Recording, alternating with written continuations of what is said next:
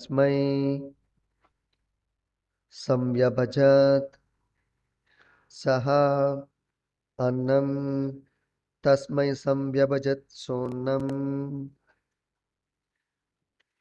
आदृत्य श्रद्धया अन्वितः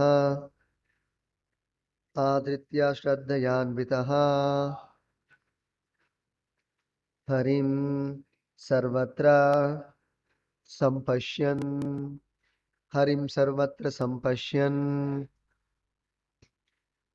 सः भुक्त्वा प्रययौ द्विजः स भुक्त्वा प्रययौ द्विजः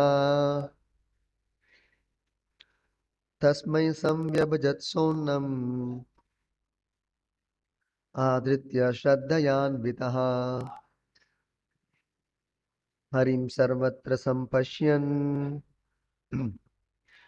स भुक्त्वा प्रययौ द्विजः तस्मै संव्यभजत् सोन्नम् आदृत्य श्रद्धयान्वितः हरिं सर्वत्र सम्पश्यन् स भुक्त्वा प्रययौ द्विजः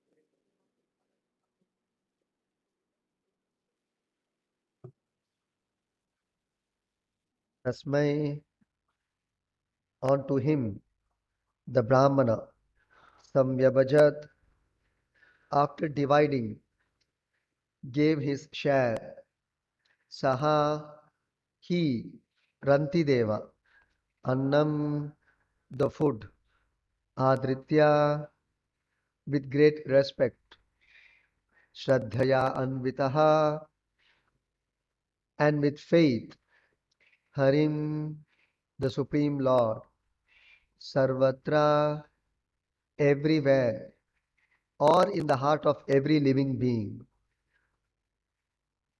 Sampashyan conceiving Saha he Bhuktva after eating the food Prayayav left that place Dvijaha the Brahmana.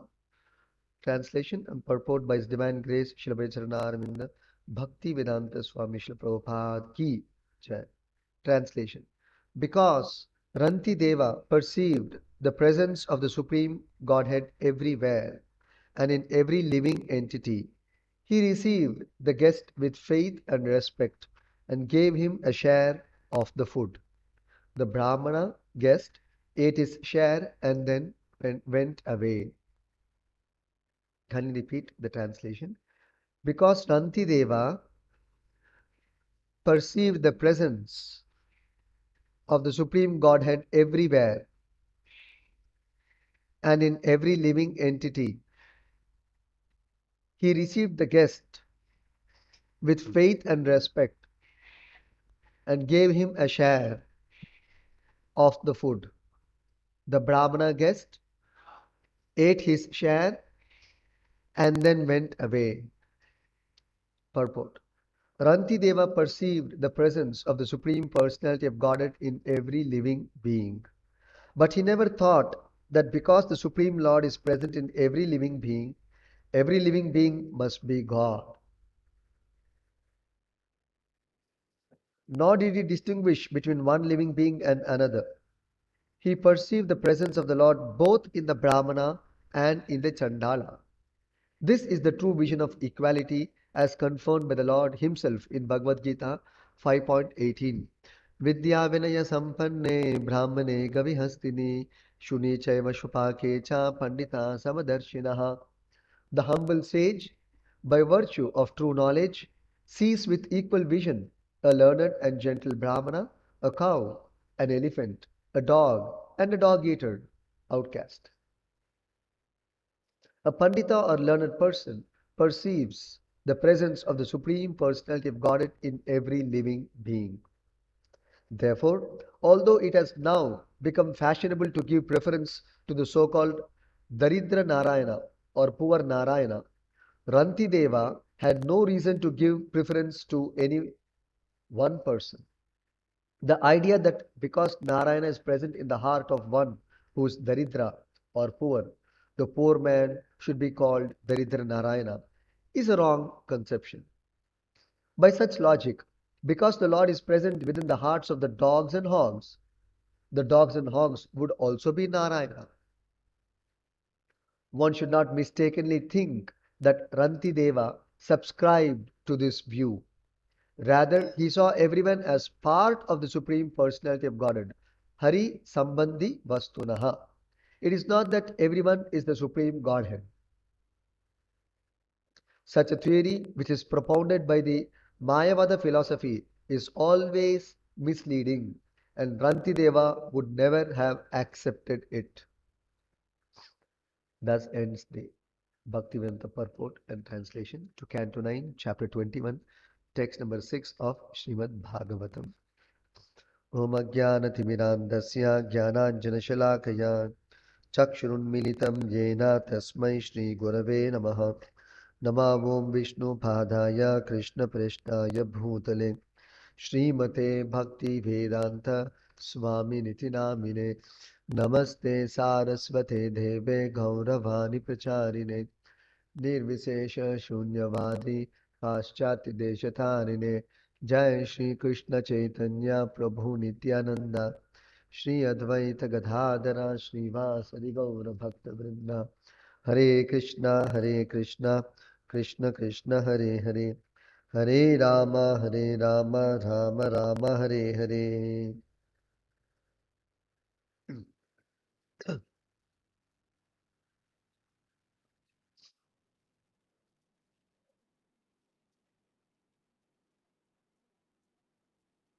So continuing the description of the glorious selfless and charitable nature of Rantideva, here it is described. Saha Rantideva Adritya Shraddhayan Vitaha. He received a Brahmana guest with Adritya, great respect, Shraddhaya Anvitaha, and with great faith.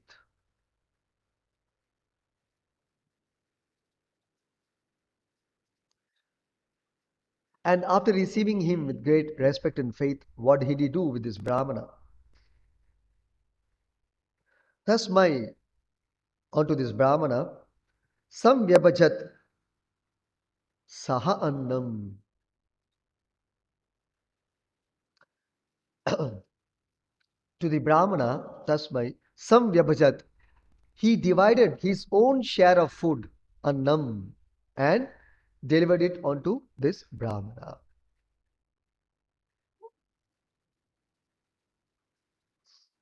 Now, why did he offer food to this Brahmana?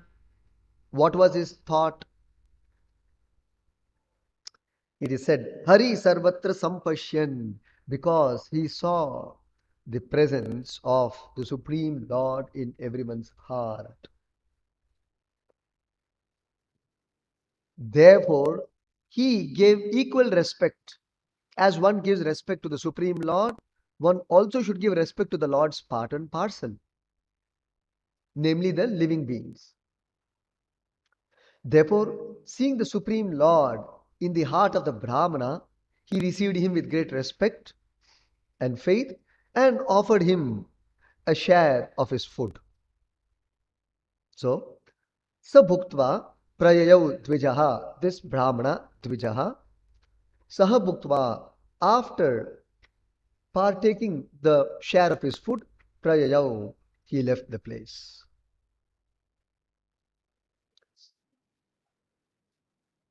So this is an important point.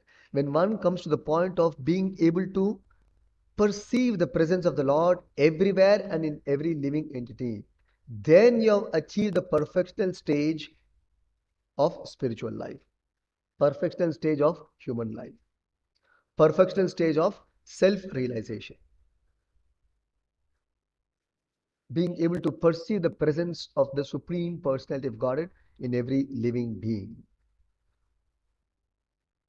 Of course, in the purport, Prabhupada clarifies, but that does not mean that everyone and everything has become equal in all respects to the Supreme Lord.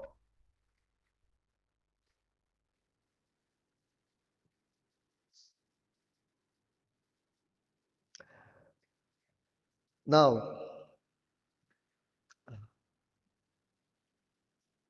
the problem with the question of everyone is God lasts so long one has not realized the Supreme Lord.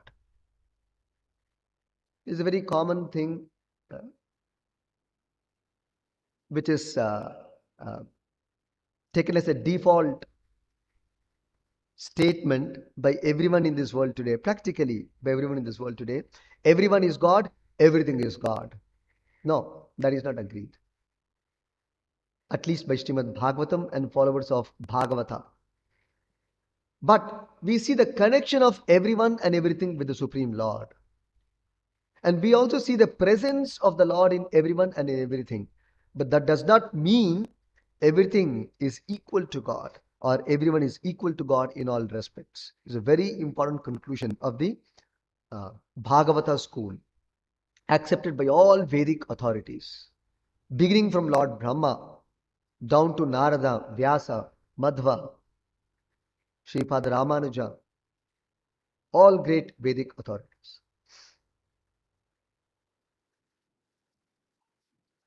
Prabhupada gave a very nice example in this regard concerning how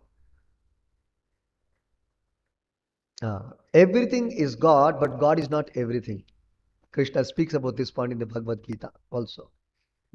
Maya tatam idam sarvam jagat avyaktam murtina matsthani sarva bhutani nachaham teshu avastitaha. Krishna is saying, by me, in my impersonal form, I am pervading everywhere in this creation. So, one place Prabhupada explains, just like we have this Ford car, we see in the city, is a Ford car, one of the brands. There are many brands are there. One of the brand of the car is Ford because it is manufactured by the Ford company. Because Ford company means it is owned by Henry Ford originally. Therefore, the company is called Ford Company. And to that car, they also attach one symbol of the Ford.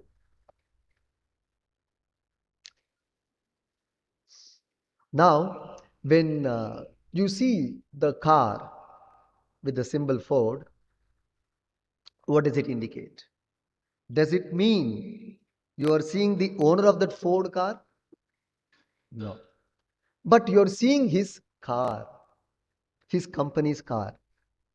So when you're seeing Ford car, you're not seeing the Ford owner, although it is Ford car, his own company car. This distinction is important. That means the car is Ford, but Ford is not the car. Got the point? The car is Ford, but Ford is not the car. So like that, everything is Krishna's. In that sense, it is Krishna. But not that Krishna is everything.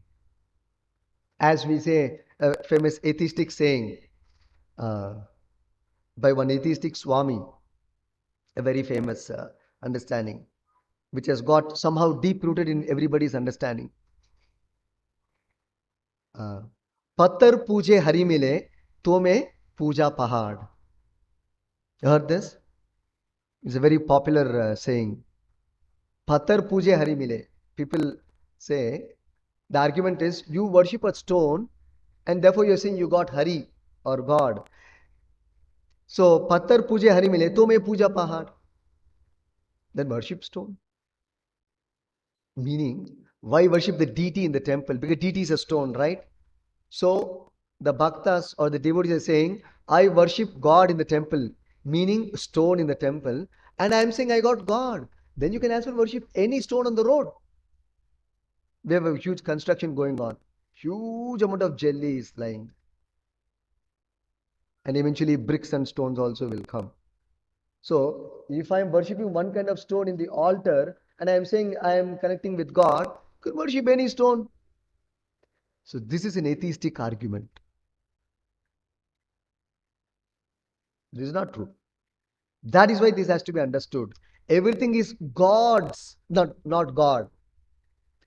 You see the difference? Everything is God's but not God. Prabhupada gave another important example. Just like the house is mine, but I am not the house. House is mine. I am not the house. Or another way of putting it, Prabhupada explains in another place. I am residing in the house doesn't mean I have become the house. I am residing in the house. I have not become the house. It's a very important point. So like that, we have to know the Lord is present in this world. How? Because everything is creation of God. Everything is God's. Doesn't mean God is everything, but everything is God's. God's energy. Created by God's energy and it belongs to Him. The energy which has created everything is also God's. And that which is created from the energy is also God, obviously. Understood? Just like Prabhupada gives one example. Suppose I am the owner of a house and I want some furniture work to be done. So say one table. Actually, Prabhupada gives the example. I call a carpenter, supply him wood, and the carpenter makes a nice furniture, table or cot. And after he makes the furniture, it doesn't belong to him. It is the owner's, isn't it? It is not the agent who made that table. Similarly, the Lord has his energy, like the carpenter, to create this material world. Therefore, the energy is also the Lord's, and what has come out of that energy, obviously, is also the Lord's, is the natural, intelligent conclusion.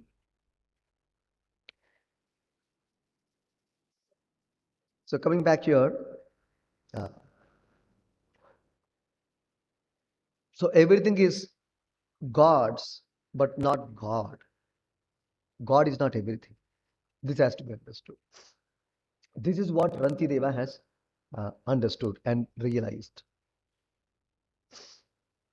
Now, that's why I said, so long you're not realized or seen God, all these confusions remain. But once you have seen, no confusion will remain. Like Bhagavatam gives another example. So long there is darkness, everything is unclear. Nothing is clear. Just we are about 20 people, 15, 20 people, devotees here. But if it is pitch dark, no distinctions will be observed. Neither persons sitting here nor matter around us. Nothing will be perceived. But by the slight rising of the sun, which dissipates the darkness, everything becomes clear. Who are all the people sitting around me? And what are the objects around me? Everything becomes very, very obvious. Exactly like that. When the sun of Krishna consciousness is awakened in the jiva, everything becomes clear. Oneself, the Supreme Lord, and His creation. All the three things become clear. But so long one has not awakened his Krishna consciousness, he remains in ignorance, thinking everything is one. How can everything be one? At any point of time, whether past, present, or future, it had never been, it is never, it will never be in the future also. There is distinction in everyone and in everything. That's why here it is said, Ranti Deva perceive the presence of the Supreme God everywhere and in every living entity. The three things being discussed. The Supreme God everywhere and every living entity. So there are three distinctions, differences brought out here. There's the Supreme Lord, and there are things around the Lord, and there is the living entity. This is what Krishna explains in Bhagavad Gita also in the second chapter. The very first verse Krishna introduces in explaining the concept of the soul to Arjuna. Natvevaham jatu nasam natvam neme janadipa na chaiva bhavishyamah sarve vayam ataha param. Krishna says that, O Arjuna, neither me nor you nor all the kings in this battlefield ever cease to exist. See, Krishna used the word ever ceases to exist. That is referring to future tense. He also says, it is not that we were not present in the past, and nor we will cease to exist in the future. And Krishna is speaking in the present tense. Therefore, the past, present, and future, all tenses and time is covered.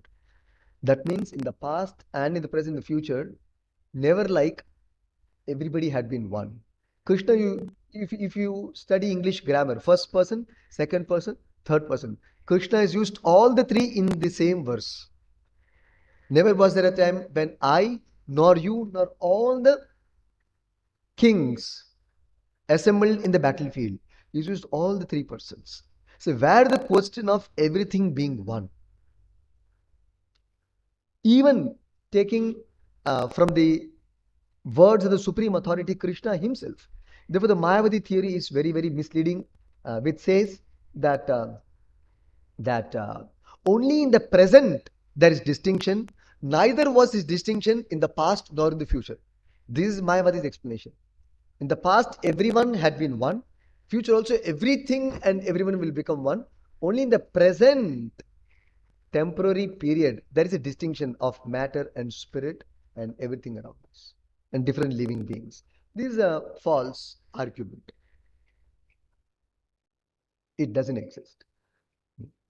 That's why I said, so long the sun has not arisen, then you can speak all speculative philosophies. But when the sun, when the bright light is there, you can actually clearly see.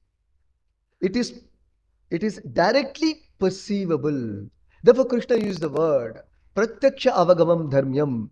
Now, how do we perceive that? Only when we practice bhakti yoga. By the practice of bhakti yoga, Krishna says, everything becomes directly perceivable. In fact, not even Ashtanga yoga. Ashtanga yoga can make you, the very purpose of yoga is to make you realize and see reality. The purpose of yoga is to see reality and distinguish reality from ignorance. So the perfection of realization is to perceive the Supreme Personality of Godhead and His energies. His energies are of two kinds, matter and spirit. Two kinds of energies the Lord has got. So to perceive the Lord, His energies and His part and parcel. This is perfect seeing. So that is possible by Bhakti Yoga, directly perceivable. Pratyaksha avagamam dharmyam. So Bhakti Yoga, you can perceive all these things. Just like when the sunlight, when the light is there, you can see everything clearly.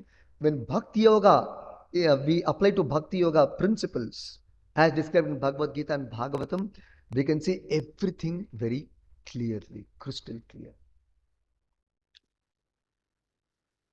Otherwise, this confusion will continue.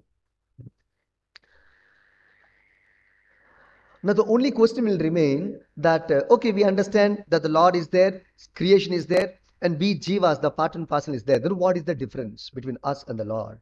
That difference is explained in the Kathopanishad. That is a distinction. Of course, one school of thought does agree that matter is different, spirit is different. But yet they make a mistake, thinking that matter is false, but spirit is true.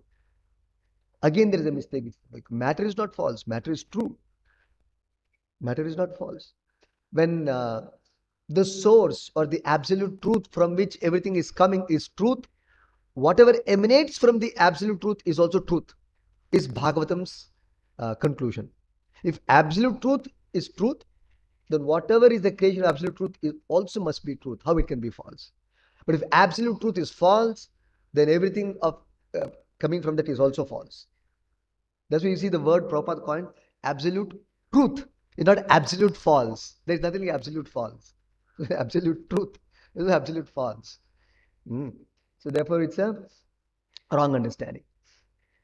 So, Kathopanishad says, what is the difference between the tiny living being and the supreme living being? Nityo nityanam chetanas chetananam eko bahunam yo vidadati kama. See, Kathopanishad very nicely explains. Nityo nityanam. Nitya means singular number. Prabhupada analyzes it very nicely. Singular number, eternal. Nityanam, plural number, eternal. Why the Upanishad making a difference? Sometimes the Mayavadis use particularly Vedas and Upanishads to prove their point that everything is one. Impersonal source, which is not true. Then why Upanishad is distinguishing between singular and plural number? In plural, there is plurality. And distinguish the singular from the plural also gives some kind of distinction to that singular. Why? That is validated by the next statement. Eko, by the third statement, sorry.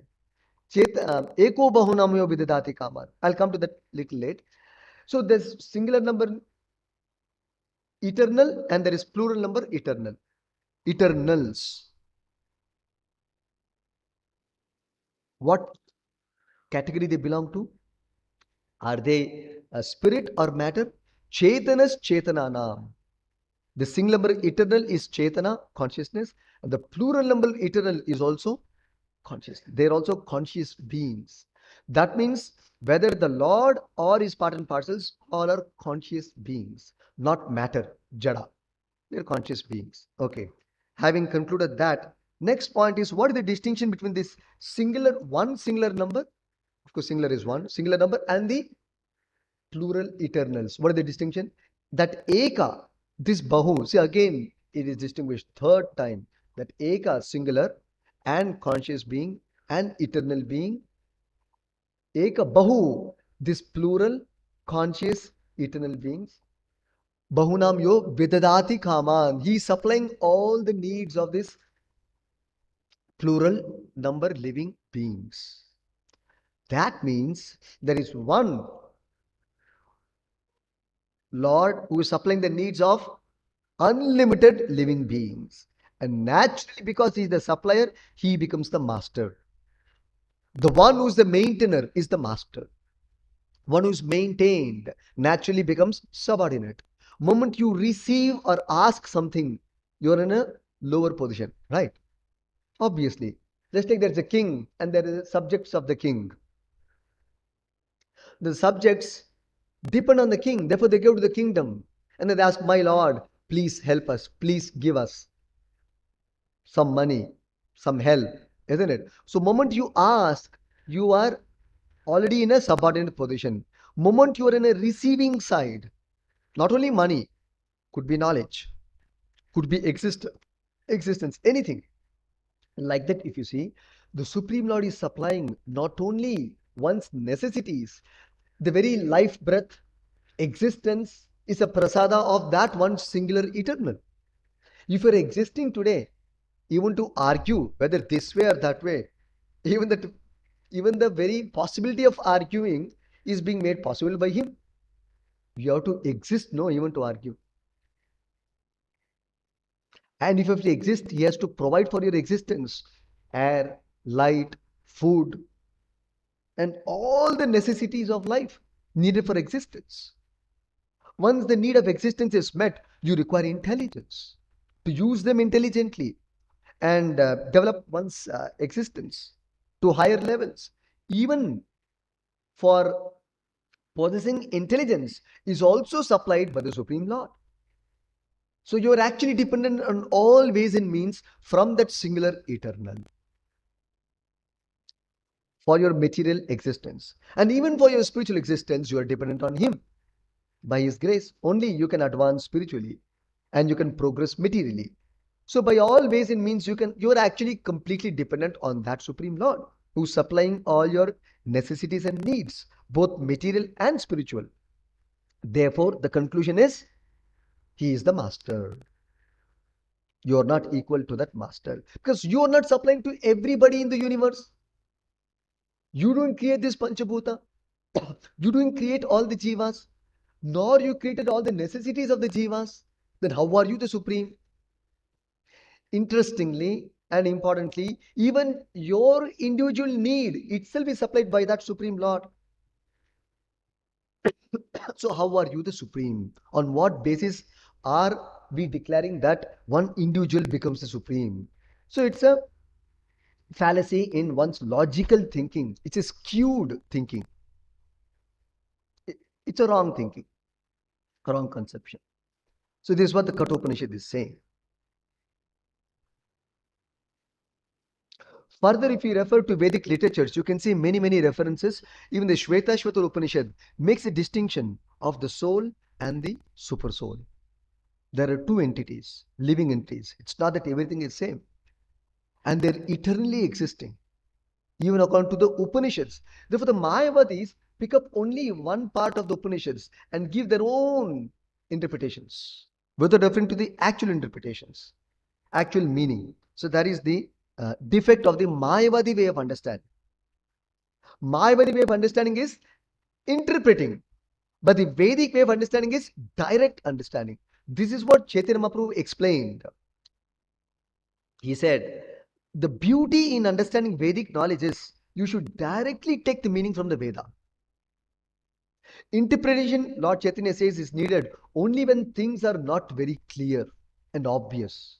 Then interpretation is needed. But if the things are very clear and direct, you should take the direct. It's called Lakshana Vritti and Gauna Vritti. So when direct meaning is available, you should take direct meaning. Why interpret it and try to understand it roundabout way when you can understand it directly? So that's the beauty in understanding Vedic knowledge. Directly you take the meaning and understand it. So here we see Ranti Deva perceived the presence of the Lord in everywhere and everything. He didn't say that he saw everything as one supreme Brahman, as one Brahman substance. No. He is perceived the Lord in the living entity and everywhere. So this also has to be understood. So Shvetashvatar Upanishad says, although the two birds are in the same tree, the eating bird is fully engrossed with anxiety and moroseness as the enjoyer of the fruits of the tree. But if in some way or other he turns his face to his friend, who is the Lord and knows his glories, at once the suffering bird becomes free from all anxieties. See? So here Upanishad is saying there are two birds in the same tree. The tree referring to the body, and the two birds sitting on the branch of the tree referring to the heart. The branch referring to the heart of the body of the person, and the two birds sitting on the branch of the same tree referring to the Atma, one bird, and the Paramatma, another bird. But the Upanishad is making a distinction between these two birds. So Atma and Paramatma both are sitting in the same heart, but there is a distinction. What is that? The eating bird. Here the eating bird refers to the Atma who is undergoing the results of his karma, either in the form of happiness or distress. So the eating bird is referring to the individual jiva who is fully engrossed, meaning fully busy with anxiety and moroseness as the enjoyer of the fruits of the tree. So the Atma bird, the individual living entity, is always filled with moroseness and anxiety. Paramatma bird is not filled with anxiety, nor is he morose. He is always in bliss. The Supreme Lord is always in the state of bliss. But the living entity also is supposed to be in the state of bliss, but because of his gross absorption in material life, he is filled with anxiety and moroseness. Therefore, Upanishad is saying, somehow or other, if he turns his face to his friend, the other bird. Now Upanishad is distinguishing about the two birds. His friend, the other bird, who is the Lord, and if he gets to know his glories, capital H, Prabhupada has put, his glories, the other bird's glories, at once the suffering bird, the Jiva bird, becomes free from all anxieties. You see? It is not said that Paramatma bird is filled with anxiety and he, looking at the Atma bird, becomes free from anxiety. No. The individual bird, when he turns his face to the Paramatma bird and understands his glories, becomes free from all anxieties. Okay. One common example we can give how when Rantideva perceived the presence of the Supreme Lord everywhere in everything, hmm, therefore it is not that everything has become God.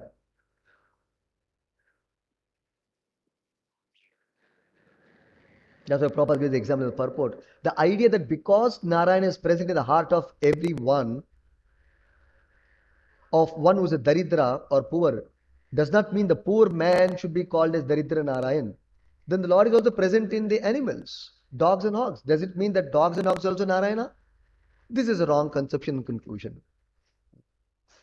Just like, see, the Lord has come and residing in the heart of the Jiva. That does not mean because the Lord is residing with us, we have become the Lord or equal to the Lord.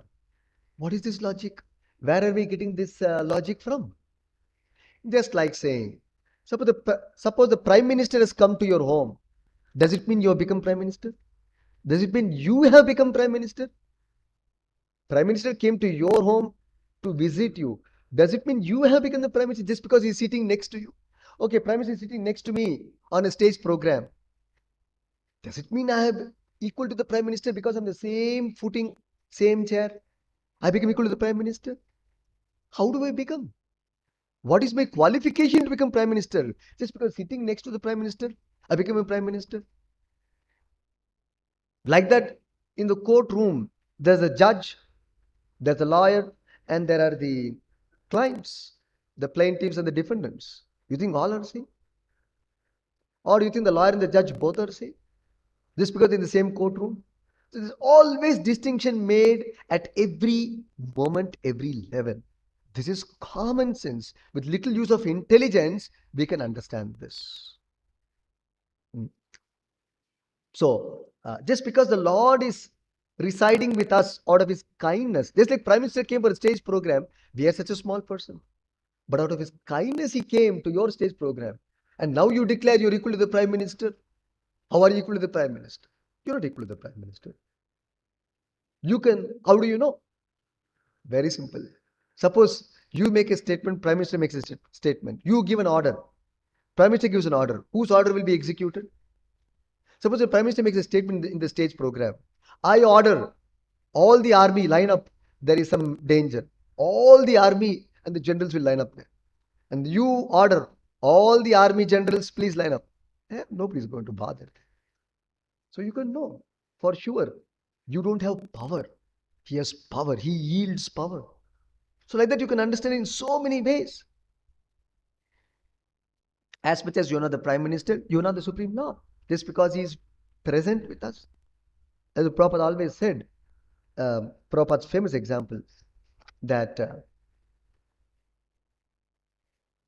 just like we are about 1.4 billion nation in our country, there is one Prime Minister. He is an Indian as far as nationality is concerned. And as far as the 1.4 billion minus one Prime Minister, all of us are also Indian nationals. So he is an Indian, I am also an Indian. All of us are Indians. But does it mean both are same?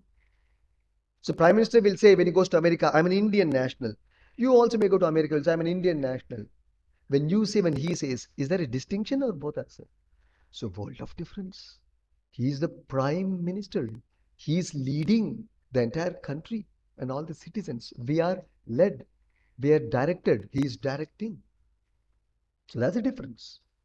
He is the leader. We're not the leader. So like that, no doubt, we are living being. The Lord is also living being. We are conscious beings, Chetana, Chetananam. The Lord is also conscious being, Chetana. We are eternal. He is also eternal, but He is the leader. We are led.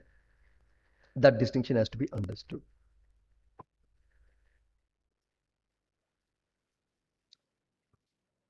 In the Bhagavatam second canto, second chapter, verse number 35, there is one great secret and revelation made by Prabhupada. How even a common man can see Paramatma right now. And Prabhupada delineates entire procedure in the purport. He says the procedure is as follows. It's a big purport. I don't have time, but maybe you can go through that. Second canto, second chapter, verse number 35. Prabhupada says, just give the introduction and I will close here. I'll not read the purport. You can go through that very detailedly. Prabhupada explained the procedure for seeing Paramatma, even by a common man, but with little use of intelligence. Prabhupada says not even big using your complete intelligence, little use of intelligence also, even common man can see the Lord in the heart. And further you develop, you can see the Supreme Personality of Godhead, Krishna, Vasudeva also, and surrender unto Him. That requires further more intelligence than just perceiving Paramatma. Perceiving Atma is the first level of basics of self-realization. Perceiving Paramatma is the intermediate level. Perceiving the Supreme Personality of Godhead, who is the source of Atma and Paramatma, is the highest development of self-realization. Prabhupada explains that.